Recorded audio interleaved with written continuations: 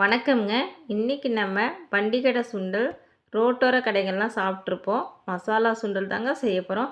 வாங்க நம்ம வீடியோவில் எப்படி செய்யலான்றதை பார்க்கலாம்.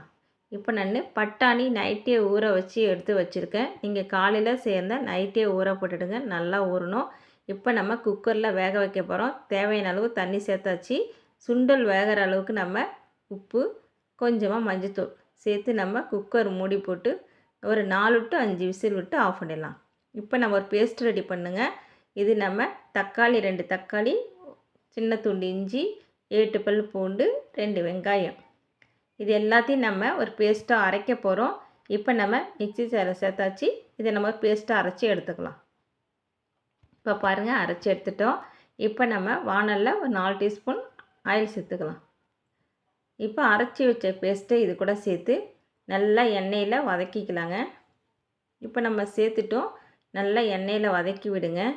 பச்சை வாசனை போகணும், நல்லா வதங்கணும். நம்ம நல்லா வதக்கி நமக்கு ஆயில் பிரிஞ்சு வரணுங்க. அதனால் நல்லா வதக்கிக்கலாம். இந்த மாதிரி நல்லா வதக்கி விடுங்க. பாருங்கள், வதங்கிட்டுருக்கு. நல்லா வதங்கி வந்த பிறகு தான் நம்ம இது கூட நம்ம மசாலா தூள் சேர்க்கணும். இப்போ பாருங்கள், வதங்கிட்டுருக்கு. இப்போ பாருங்கள், வதங்கிடுச்சு பாருங்கள், உங்களுக்கே பார்க்கவே தெரியும். இப்போ இது கூட நம்ம மசாலா தூள் சேர்த்துக்கலாம். ஒரு 1/2 டீஸ்பூன் ஜீரகத்தூள் சேர்த்துக்கலாம். 1 டீஸ்பூன் கரம் மசாலா, 1 டீஸ்பூன் மிளகாய்த்தூள், குழம்பு மிளகாய்த்தூள். இப்போ நம்ம மசாலாவுக்கு தேவையான அளவு உப்பு சேர்த்துக்கலாம். நம்ம ஏற்கனவே சுண்டல் வேக வைக்கும் போது சுண்டலுக்கு தேவையான அளவு உப்பு சேர்த்து தான் வேக வச்சுருக்கோம். இப்போ நம்ம மசாலாவுக்கு தேவையான அளவு உப்பு எல்லாத்தையும் நல்லா மிக்ஸ் பண்ணி நல்லா கலந்து விடுங்க. இப்போ பாருங்கள், நல்லா கலந்து விட்டாச்சு. இது கூட நம்ம வேக வச்ச சுண்டலை சேர்த்துக்கலாம். வேக வச்ச சுண்டல் தண்ணியோடு தான் சேர்க்கணும், தண்ணியை வடிகட்டக்கூடாது. அந்த சுண்டல் தண்ணியோடு சேர்க்கும் போது தான் நமக்கு மசாலா சுண்டல் டேஸ்ட்டு கிடைக்கும். கண்டிப்பாக ரொம்ப நல்லாயிருக்கும். இப்போ தண்ணியோட சுண்டல் நம்ம சேர்த்து விட்டுட்டோம். நல்லா மிக்ஸ் பண்ணி நல்லா கலந்து விடுங்க. ஒரு 10 நிமிஷம், 8 to 10 நிமிஷம் கொதிச்சா போதும். இப்போ பாருங்கள், நமக்கு சுண்டல் ரெடி ஆகிடுச்சு. மசாலா சுண்டல் ரெடி ஆகிடுச்சு.